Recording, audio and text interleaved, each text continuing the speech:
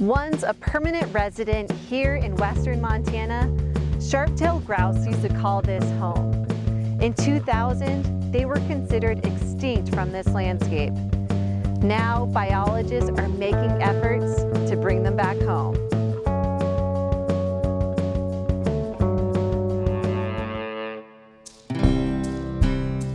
So sharp-tails used to be in western Montana, all the way from the Canadian border down to the Bitterroot Valley. And then in the 1940s and probably earlier, they had started to decline. And in 1948, FWP had stopped hunting of sharp-tailed grouse west of the Continental Divide due to population declines and concern for the population. And then for almost over half a century, the grouse kind of held on, but populations kept declining and weren't doing great. And we think around 2000 was the last confirmed western sharp-tailed grouse that we knew about.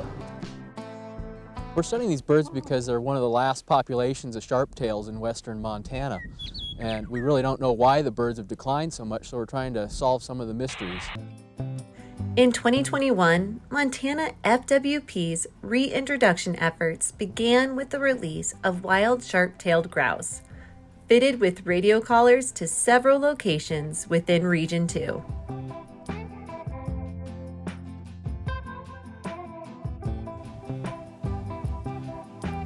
She's actually not too far away. This looks a lot like the habitat that they are at out east. Sharp-tails like anything from pretty sage-heavy prairie to kind of more grassland and less sage, like you see here.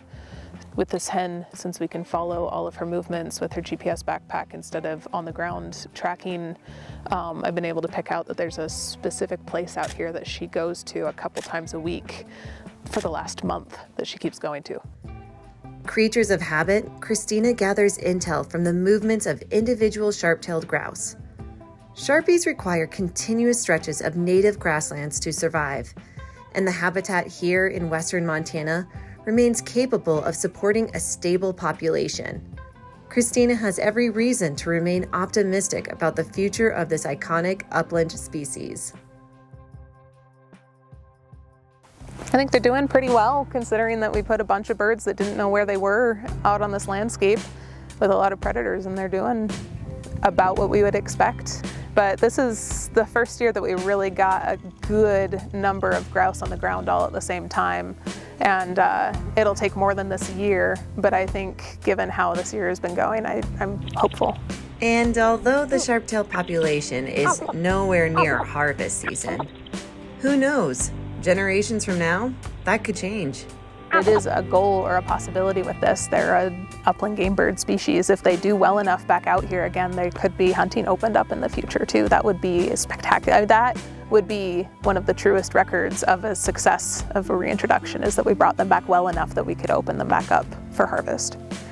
I'm Lauren Carnop, and remember, the outside is in us all.